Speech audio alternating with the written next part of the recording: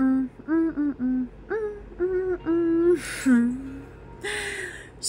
hi Wow Life, another video, another share guys, another POV. So, ngayon guys, magbibigay tayo ng point of view dito sa isang post ni RG na sabi niya, piliin natin yung mga taong hindi scripted ang buhay. Sana all, napaka-perfect. Magbigay ka ng example, Arjen, kung sino tong mga to dahil ang sarap nitong i-follow. Ang sarap nitong panoorin kasi hindi scripted 'di ba? Siguro mas entertaining or mas kapanipaniwala. Pero speaking of Sokmed, as a content creator, alam mo yan, because you wanted to be a content creator also, you do scripted too. Scripted videos, 'di ba? Anyways, bago ang lahat, don't forget to support and subscribe Kuya Val Santos Matubang, atin na vlog Kalingap Rab at sa lahat ng team Kalingap. Syempre guys, salamat sa support at pagmamahal nyo sa aming mga Kalingap reactors. Ngayon, tatanungin ko kayo, ano sa tingin nyo ang ibig sabihin ni Arjun? Sino ang pinatatamaan niya? Mima lang ba niya ito? Isa ba to sa paraan niyang pagpapapansin? Oh, well, if that's so this is scripted too. Gigisahin ka talaga sa sarili mong mantika sa sinasabi mo dito, Arjun.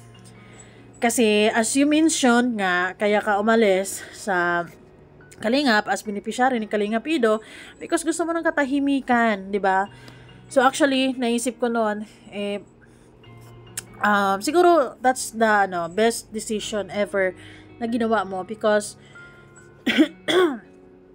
may papakita mo na kung sino ka talaga, 'di ba? Kung anong kakayanan mo pagdating sa pagba-vlog because this is your time to shine, I believe. Kasi makakagawa, free ka na, 'di ba? Makasabi mo, makakalipad ka na wala ka nang dala-dala sa likod. Napakalalim naman ang ibig mong sabihin nun. But anyways, whatever you really mean about it, ang para sa akin, gusto ko makita ka na lumilipad ng mataas because kayang-kaya mong gumawa ng mga videos. Pero as a content creator, of course, you do scripted videos too. Anyways, ngayon, kung patama ito sa Kalingap or kay Kalingap Ido or sa Edsi man o kung kanino man, for me, if scripted man sila or hindi mo na ito saklaw, 'di ba? Hindi mo na to dapat pinapapakialaman pa because yes, as long as hindi ka nila pinapakialaman, hindi ka nila kinukurot, hindi nila pinapakialaman yung space mo, hindi ka nila sinisiraan, live your own life, it's none of your business anymore. 'Di ba? Anyways, dito naman sa Sokmed as a content creator, magbigay kayo ng example na isang content creator na never walang script yung contents. Walang script yung parang wala. Sino kaya? 'Di ba? Hay nako, grabe naman this. Napaka-perfect naman ang buhay ng tao na 'yan kung 'di ba? Anyways, hindi ko rin naman masisisi yung mga tao na iba't iba yung take nila sa post na to dahil shady nga, 'di ba? Dual meaning. So, Arjun, hindi mo talaga ma-achieve yung sinasabi mong katahimikan kung lagi-lagi mo itong gagawin, yung pagpaparinig, patama kung kani-kanino man, mapapakalingap man ito, o kung kanino man ito pinapatama mo, still not good. Or kung mima mo lang to, ay scripted din. Ay, nako, nakakatawa. Anyways, you have a lot of, marami ka pang matututunan dito sa paggagawa ng contents. And I guess every day is a new lesson to learn. And, well, depende man yan.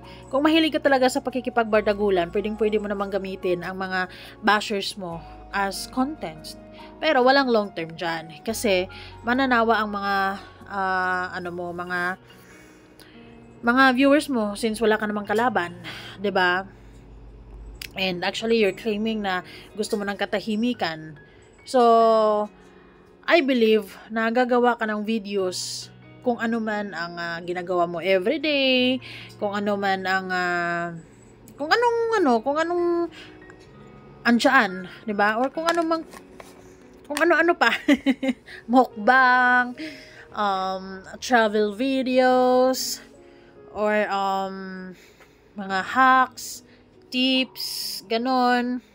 I think maganda din yung mga ganong videos kung anong niche mo sa buhay. Pero may mga content creators din na talagang ginagamit nila sa content ang mga bashings, mga pangbaba sa kanila, 'di ba? Madali 'yun dahil hindi ka na mag-iisip ng content, sasagutin mo na lang. 'Di ba? Sasagutin mo na lang, pero wala kasing long term diyan at mananawa yung mga manunood mo kasi magiging toxic, 'di ba? Magiging toxic yung pagkakakilala nila sa iyo, 'di ba? And actually, you wanted to prove us na hindi ka ganon tulad ng iniisip ng ibang mga tao na sinasabi nila sa iyo na ganito si Arjun, ganyan si Arjun, 'di ba?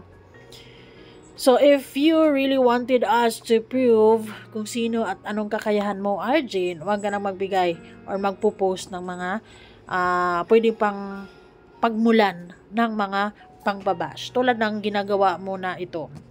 'Di ba? Hindi ko naman masisisi yung mga tao na mag-react din sila, 'di ba? Or maiinig sila sa post mo kasi hindi natin maiiwasan talaga. You know, sabi nga there's always a opposite reaction. There's always in every action there's equal and opposite reaction. Ganon 'yon.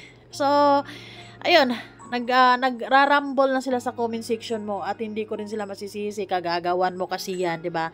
As piprituhin ka talaga nila sa sarili mong mantika because you started it. 'Di ba? Kung gusto mo talaga ng katahimikan, wag ka nang magpo-post ng dual meaning at pwede nilang i-connect dito sa Kalingap, 'di ba? Since fresh pa ang lahat at anyways, para sa akin naman, kahit naman sana ay hindi naman naging maganda ang ending mo dito sa Kalingap, ay sana nun lang, respect na lang, 'di ba? Kasi nakilala ka naman because of Kalingap, because of Kalingap Edo, and ayun na nga. Siguro may mga ayaw ka lang talaga at natutuwa din ako actually sa decision mo kasi ito na yung pagkakataon mo na pwede mo talagang ipakita kung anong kakayahan, kung anong galing na meron ka, talento na meron ka dito sa Sokmin. Pero yung sabihin mo, piliin natin yung mga taong hindi scripted ang buhay. Sino man to? Sino ba to? Ipa-follow ko agad, ganon. And magbigay kayo ng example kung sino man ang isa sa mga content creators na never magkaroon or never ng script, 'di ba? Kasi ako sa reactor wala akong script, pero kinagabihan pa lang or gabi pa lang iniisip ko na kung ano magiging content and kung paano ko gagawin, 'di ba? I think it's already scripted. Anyways, good luck to you and baka namimiss mo ang presensya ng mga bashers mo kaya ginawa mo yan. So, ayan, binigay lang nila sa'yo ang gusto mo. Pero sana, marami ka pa namang matutunan, for sure. 'Di ba? Marami ka pang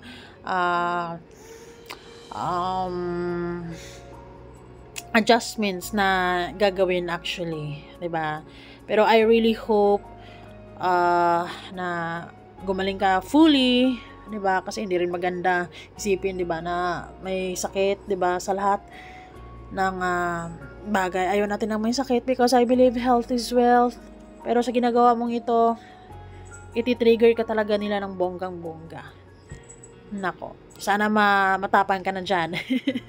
Sana you're strong enough because you started it again. 'Di ba? Piprituhin ka nila sa sarili mong mantika sa sinasabi mong ito. Kasi maaring isipin nila na ganito, isipin nila na ganyan, hindi ko sila masisisi because your post is shady. Pwede na lang sa mga taong marunong umintindi sa'yo. May mga tao talagang tira lang kung tira, walang mercy, 'di ba? Walang awa. And I guess you knew it already, but then ginawa mo pa rin. So, ito yung consequences mo, 'di ba? Maraming mga negative comments na naman, nagbabalik na naman sila, naiinis na naman sila, galit na naman sila. Ay nako, if I were you, focus sa YouTube mo, everyday mag-live ka, mag-upload ka. Ayun, gawin mong todo mo talaga, 'di ba? 'Di ba? Because ano pang rason kung bakit hindi ka mag-focus sa pag-YouTube, nagagawa ng videos, wala ka naman na dito sa Kalingap, 'di ba? Anyways, ayun na nga. So, I hope na hindi mo na ulit gagawin yung mga shady post na ganito kasi babalik lang din sa'yo yung hate. Hindi pa sila nakaka-move on totally. Mapapaisip pa din sila. And yes, while thinking, magiging negative sila lalo sa'yo. Thank you so much. Bye-bye guys. Kayo, ano masasabi nyo? And siguro magbigay kayo ng example. Huwag yun ang iba si Arjun. Or give her a piece of advice, words of wisdom, or magbigay kayo ng example ng hindi scripted ang buhay kung sino man to. Sana all. Bye!